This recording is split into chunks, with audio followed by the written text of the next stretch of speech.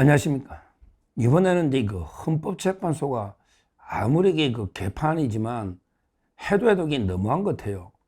무슨 말이냐면 이게 이번에 한덕수 대행이요. 한덕수 대행이 재판관을 3명을 임명했잖아요. 40여개를 임명하고요. 그 다음에 법제처장 이왕규 법제처장. 그 다음에 함상훈 서울고등법원의 부장판사. 이렇게 3명을 임명했는데, 여기에 대해서는 이제 40개에 대해서는 아무 말이 없고, 2명을 이제 임명하니까 좌파들이 막 민주당하고 벌떼처럼 일어나가지고 공격하면서 계속 이제 헌법재판소에 재판을 청구를 했어요. 크게 보면 이제 권한대행 심판하고 효력정지 가처분, 이렇게 권한대행 심판을 청구한 게 있고요. 또 이게 일반 국민이 좌파 변호사들이죠. 헌법 소원을 또 청구한 것도 있고요. 하여튼 이 사건이요. 와, 관련 사건이 5건입니다. 5건. 한덕수 대행이 2명의 재판관을 임명한 거에 대해서 현재 재판이 들어온 게 5건이에요. 5건. 또 이게 왜 5건? 크게 보면 이제 헌법 소원하고요. 그 다음에 권한대행 심판. 이렇게 나눌 수 있는 거예요. 크게 보면. 그렇게 아마 들어왔을 거예요. 근데요, 이 5건을 관련 사건인데, 이거는 이제 주심이 누구냐? 주심을 이게 아무리 무작위로 뽑더라도 주심을요, 40개가 주심이다. 이게 말이 됩니까? 한덕수가 임명한 당사자입니다. 3명 중에. 근데 이 당사자를 주심을 한다? 일단 이게 배제를 해야 돼요. 이 재판에 배제가 돼야 됩니다. 이런 게 제척이라 그럽니다. 제척. 우리 헌법재판소 법에도 제척, 그 다음에 회피, 그리고 이제 기피 신청, 기피, 3가지는 이게 다 적용이 됩니다. 법률이 정한 사유가 있으면 이게 자동으로 배제되는 게 제척인데, 만약에 이게 한덕수가 임명한, 이번에 동시에 같이 3명 임명한 당사자잖아. 그러면 이게 자기하고도 직접 관련이 있는 거예요. 임명권이. 물론 이제 성격은 약간 틀리지만 그러게 관련은 있잖아요. 성격은 이제 국회에서 뽑은 걸 만약에는 이제 임명한 거고, 그 다음에 나머지 2명은 지명을 한 거죠. 지명을. 그러면 이게 청문회 의원식이 아예 안 하니까 20일 지나면 이제 임명이 되는데, 하여튼 중요한 거는 이게 그래도 관련 사건은 맞거든요. 왜? 한덕수가 3명을 동시에 임명 또는 지명했기 때문에 이해관계가 있다 이 말이죠. 이해관계가. 이렇다면 이게 최소한 이게 40억은 빼고, 제척 빼고 이게 재판하는 게 저는 맞다.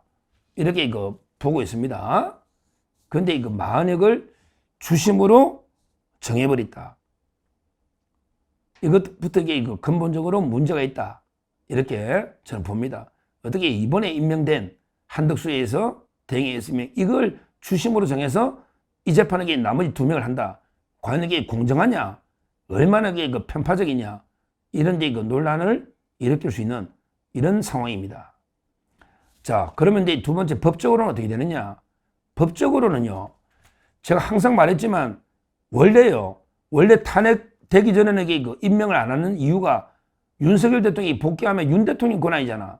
현직 대통령이 권한이기 때문에 탄핵 결론이 나기 전에는 대행이 임명하면 안 되는 거예요. 원칙은 대통령 몫이니까. 이거는 이게 윤 대통령의 권리를 침해하는 거예요. 근데 대통령이 탄핵 의결이 돼버렸잖아.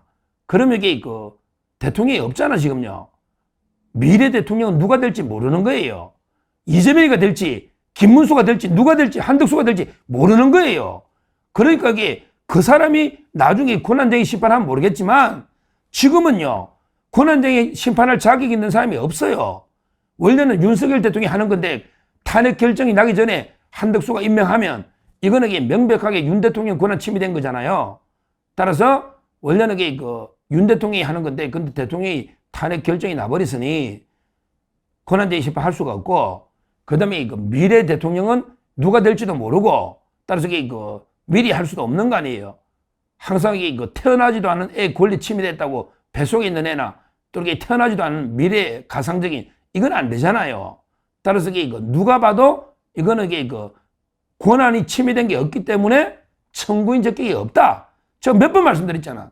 좌파들도 그렇게 봐요. 아, 이게 법으로는 어렵다. 한덕수를 탄핵하는 거 외에 법으로는 우리가 방법이 없다. 좌파들도 다 그렇게 봐요. 권한제의 심판에게 각하입니다. 각하. 청구인 적격이 없다. 근데 마흔애기를 어떻게 할지 이제 지켜봐야죠. 마흔애기가요, 일말의 판사로서 일말의 양심이 있다면요, 저는 각하하는 게 맞는데, 또 모르죠. 워낙에 그 정치 판사고 워낙에 이상한 놈이기 때문에 진짜게 뭐 각하할지, 이걸 또 이게 그냥 인용해가지고 가처분을 받아가 한덕수 임명이 효력 정지시켜버리는 말도 안 되는 게 결정할지, 그건 지켜봐야 되는데, 뭐 주심이 다 아는 건 아니잖아요. 그러게 현재 재판관들 정말 이게 저는 꼴도 보기 싫지만, 그래도 이게 재판관들이 뭐 몇 놈이라도 이게 최소한의 양심이 있다면요, 뭐 그냥 이거는 각하입니다. 근데 정말 이게 언급도 하기 싫어. 재판관들만 보면 우라통이 침입니다. 당신들이 재판관이냐? 저는 어차피 현재 인정 안 하기 때문에 뭐 지켜봐야 되지만, 이거는 이게 각하가 분명하다, 이렇게 보고요.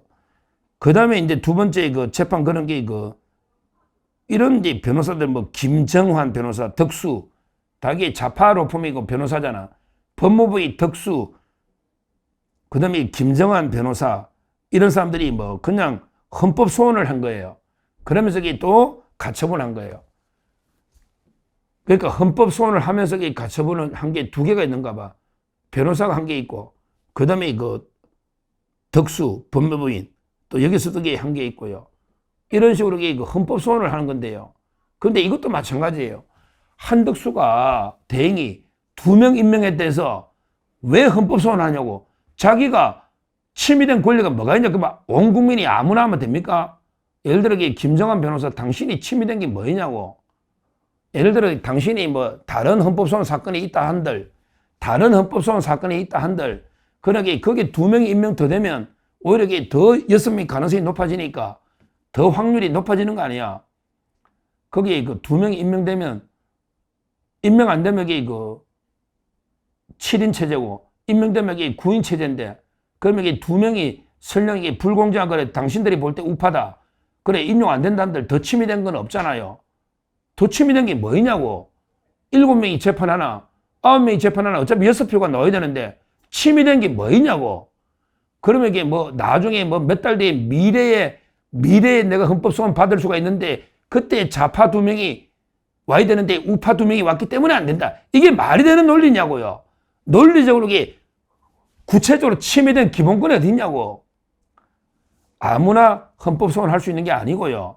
헌법소원이라는 것도 이게 자기 기본권이 현재 직접적으로 침해되어 있어야 되거든요. 현재성, 직접성, 자기 관련성, 이게 세 가지가 충족돼야 헌법소원이 되는 건데, 지금 당신들 법무부의 덕수나 그 변호사, 당신들이 권리가 현재 구체적으로 무슨 권리가 침해되어 있냐 말이야. 2명 임명한다 해서 한덕수가 말이 안 되는 거죠. 말이 안 되는. 이것만 놓고 봐도 저는 각하가 명백한데, 근데 모르죠. 이걸 만약에 어떻게 또 장난치가 이게 가처분을 받아줄지. 자, 그러면 그래서 헌재는 빨리 문 닫는 거 외에는 방법이 없어요. 헌법재판소는 문 닫는 거 외에는 방법이 없다고. 이런 게 쓰레기 판사들이, 재판관들이 모여가 눈치나 보고 전부 조작 공작이나 하고 정치 시원하는 이런 게 헌법재판소가 왜 필요하냐고. 대법관들은 안 그래. 하다못해 이흥구 있잖아요. 지금 이재명 재판 맡고 있는 대법원 3부에 이흥구도요, 조국 재판도 대법원 3부에 갔거든요. 이재명처럼. 근데 이흥구도 조국하고 내하고는 그 친구고 같이 국가보안법 위반했으니까 나는 이게 빠지겠다. 이게 빠졌다고.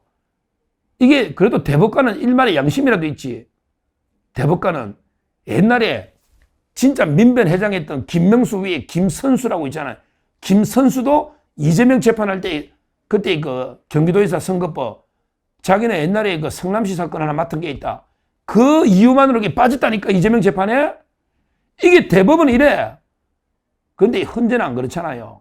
그러니까 저는 홍준표 시장도 제안했던데, 그냥 지금 대법관을 한 4명 정도만 충원하면요, 지금 1부, 2부, 3부 있잖아요. 거기서 4부 하나, 헌법재판부를 하나 만드는 거예요. 따라서 이게 일반 간단한 뭐 헌법소원 사건은 거기서 처리하면 돼. 그 몇 건 없어요. 두 명이 전체 3분의 1이라니까 전부 각하야. 헌법소원은. 그 다음에 그 위헌법률 심판이나 탄핵도 거의 없잖아요. 앞으로. 위헌법률 심판도 1년에 몇 건 안 되잖아. 요런 경우는 이제 그 대법원 전원합의체로 가가지고 대법관이 지금 예를 들어 14명이다. 13명이 한다. 그러면 이게 4명을 더하면 17명이잖아요. 17명이 탄핵 결정하고 위헌법률 심판은 몇 건 안 되니까 그것만 결정해주면 전원합의체로 되고 그 다음에 간단한 헌법소원들은 헌법재판부 4명의 부를 두가지고 거기서 이게 처리하면 되는 거예요. 4명의 대법관만 두면 이게 돈이 거의 안 들잖아. 비용이 몇 억 안 들잖아요. 그런데 헌법재판소 유지하는데 거의 뭐 600억 돈이 든단 말이야.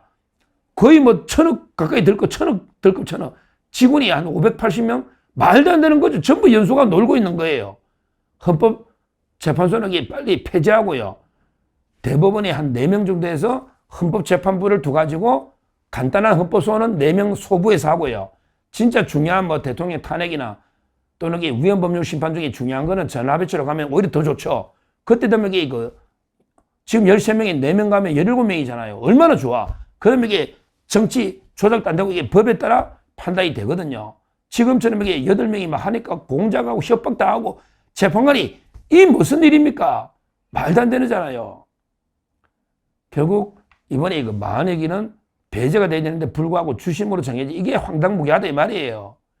그리고 이제 그 2건의 헌법 소위든 권한제의 심판은 각하돼야 되는데 근데 어떤 결정을 만약에 할지 지켜보고요. 이런 게 재판소를 유지할 이유가 없잖아요. 이유가 없잖아요. 저는 반드시 이거 헌법재판소는 없애면 됩니다. 전부 좌파 소굴이에요. 전공 자체가 진짜 실력 있는 판사들은 민법이 중요한 거예요. 그래서 민사 판례 연구에 엘리트들이 가는 이유가 거의 있는 거예요. 헌법은 좀 정치입니다. 정치. 뭐 조국 같은 놈이 할 수 있는 게 헌법이야. 실력이 필요 없거든요. 조국이도 헌법 교수는 하지 형법회가 개망신 당해. 형법 좀 어렵거든요. 형법 교수했다가 이게 정당방위 오상방위도 몰라가 개망신 당했지 않습니까? 제 말은 따라서 이게 근본적으로 헌재는 저는 없애야 된다. 이 투쟁은 계속 할 거고요. 일단 이번에 만약에 임명은 주심은 빨리 철회해라. 이렇게 촉구를 하고 그 다음에 한덕수 대행이 2명 임명한 거는 잘한 거예요. 그거는 임명이 유효하다. 청문기한만 지나면 바로 임명하면 되고요. 바로 이게 재판하면 된다. 좌파들이 아무리 난리치도 왜 좌파들에게 앞으로 이재명 재판 중단 이런 것 때문에 하려고 하는 거거든요. 방법이 없다. 법적으로 방법이 없다. 한덕수 탄핵 외에는 방법이 없다는 거죠. 근데 뭐 좀 빨리 민주당 빨리 한덕수 좀 탄핵해 주라.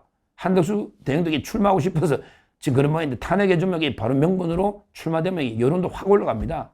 확 올라가거든요.